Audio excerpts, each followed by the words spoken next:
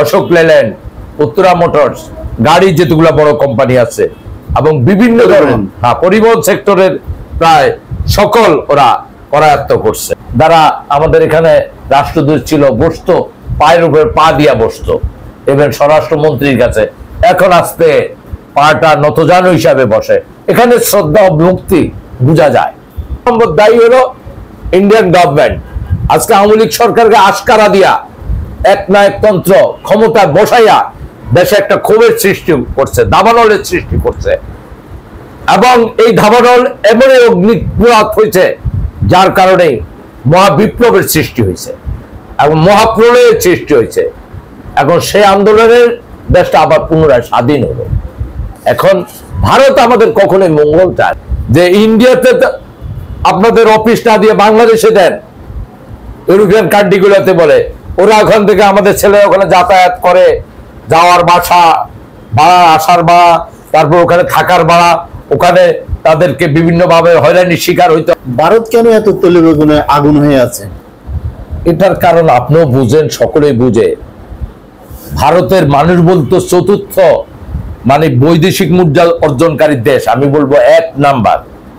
আমি অ্যানালাইসিস করে পৃথিবীতে ভারতের সাথে অনেকেরই কূটকৌশল আছে, অনেকেই দেশেই থেকে রেমিটেন্স ভারতে আসে, কিন্তু বাংলাদেশ থেকে যে রেমিটেন্স তারা পাইছে, যেমন 26 লক্ষ লোক এদেশে চাকরি করত কম বেশি, এই লোকগুলা এদেশের রেমিটেন্স নিয়ে যাইতো, এটা ভারতের গা জ্বালা। 2 নাম্বার,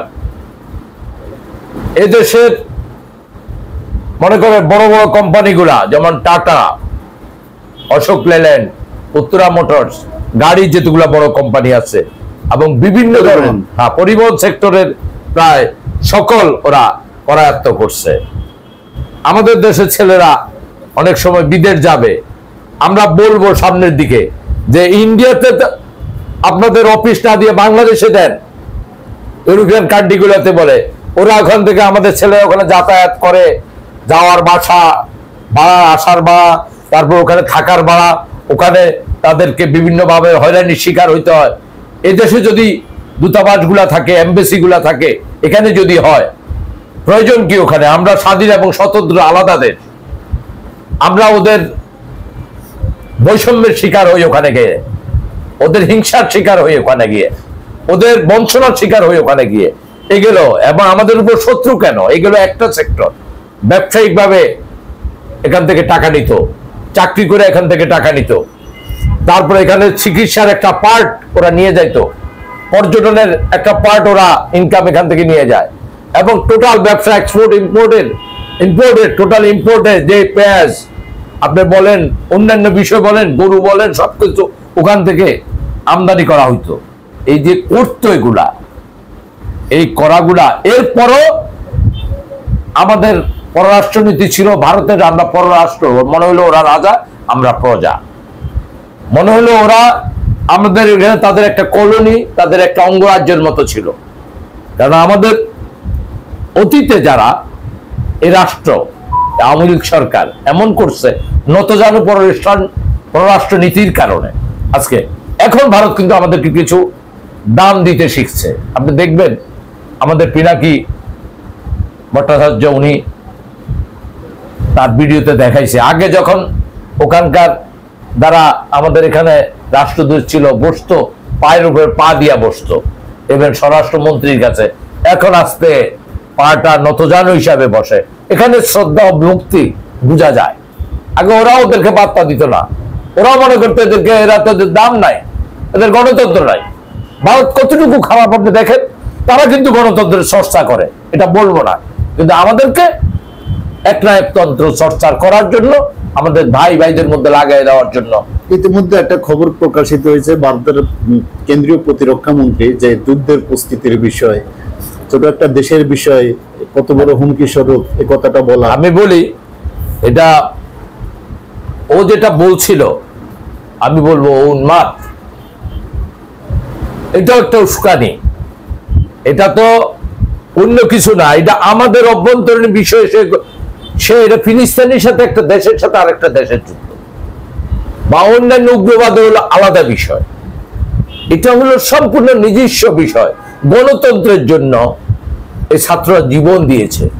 আজকে তো হাজার হাজার ছাত্র মারা গেল, হাজার হাজার ছাত্র পুঙ্গত্ব বরণ করলো। এটার জন্য সম্পূর্ণ আওয়ামী লীগ সরকারের পাশাপাশি 1 নম্বর দায়ী হলো ইন্ডিয়ান গভর্নমেন্ট। আজকে আওয়ামী লীগ সরকারকে আশকারা দিয়া একনায়কতন্ত্র ক্ষমতা বসাইয়া দেশে একটা ক্ষোভের সৃষ্টি করছে, দাবানলের সৃষ্টি করছে। এবং এই দাবানল এমনই অগ্নিপুরাত হয়েছে যার কারণে মহাবিপ্লবের সৃষ্টি হয়েছে এবং মহাপ্রলয়ের সৃষ্টি হয়েছে। এখন সেই আন্দোলনের দেশটা আবার পুনরায় স্বাধীন হলো। এখন ভারত আমাদের কখনোই মঙ্গল চায় না। এই যে আমাদের ভারত সৃষ্ট যে বন্যাটা, যার কারণে আমাদের হাজার হাজার কোটি টাকা আমাদের নষ্ট হয়ে গেছে।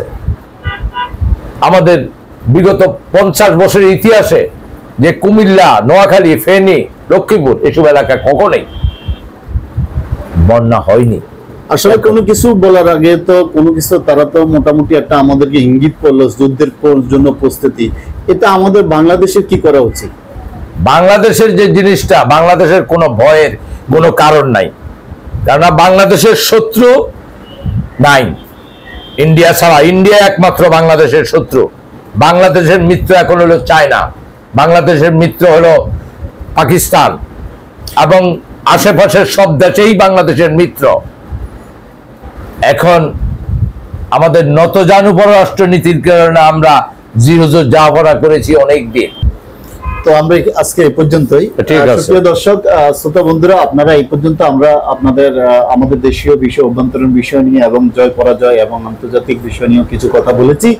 তো আমাদের যদি আপনার কথা বলা আপনাদের কাছে ভালো লাগে, লাইক শেয়ার করবেন। এই পর্যন্ত, আল্লাহ।